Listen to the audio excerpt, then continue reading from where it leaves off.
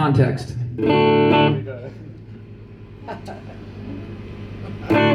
Back when I was 4 and I knew the name of every dinosaur, I learned how to read comic books. My babysitter said I was really smart. When the lights went out, everything changed. The radio music made me feel strange, and I had a real bad dream about a gorilla in the bathroom.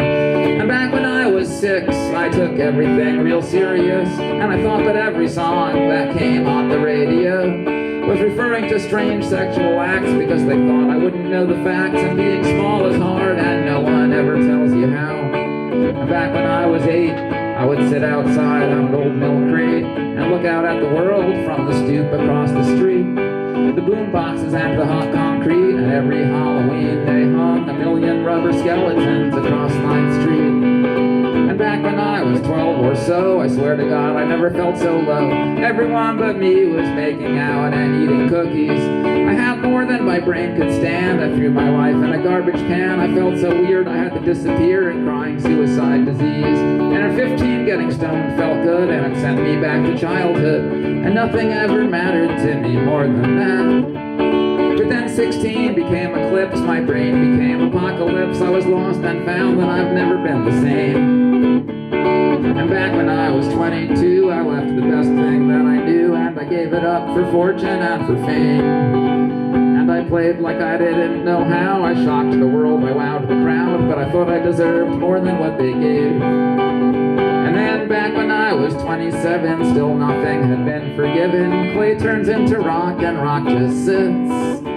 So sitting on a crowded beach, I'd pretend I was a leech, and I'd stick to things here and there for a little bit. And back when I was 31, I knew I'd become what I'd become. Nothing left to reveal, and there was nowhere else to turn. So shocked and withered, dumb and bitter, and in need of a babysitter, I'd gladly let my hand fall off and burn, burn, burn. But back when I turned to the big 4-0, I realized just how much there was to go. I started to think being alone forever wasn't where it was at. So I took my head out of the window and taught myself how to love real fast. I started talking about painting with a woman in a laundromat. And back when I was 50 and my first wife had just left me, I felt okay and I sang my daughter funny little songs. And just when I thought the best was past, I fell in love for real at last, and it didn't even matter that it had taken me so long. And back when I was 63, the public rediscovered me. My comic books and albums had all become rare cult collector items. And both my parents were deceased, so they didn't see my records get re-released. And I got a dog for the first time in my life.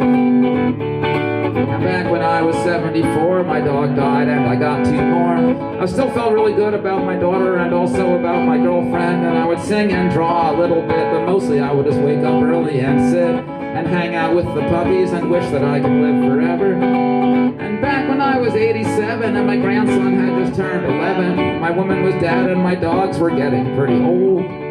My body didn't work quite like it should, but overall things were pretty good, and I was getting decent royalties from the reissued comic books and records. And then back when I was 106, my only friend was one goldfish. Everyone I ever knew was dead and gone, and the goldfish never had a name, and the neighbors thought I was insane. And I flushed it down the toilet when I saw it floating upside down. And then back when I was 128, I'd sit outside on an old milk crate and look out at the world from the stoop across the street. The boom boxes and the hot concrete, and every Halloween they hung a million rubber skeletons across 9th Street. Every Halloween they hung a million rubber skeletons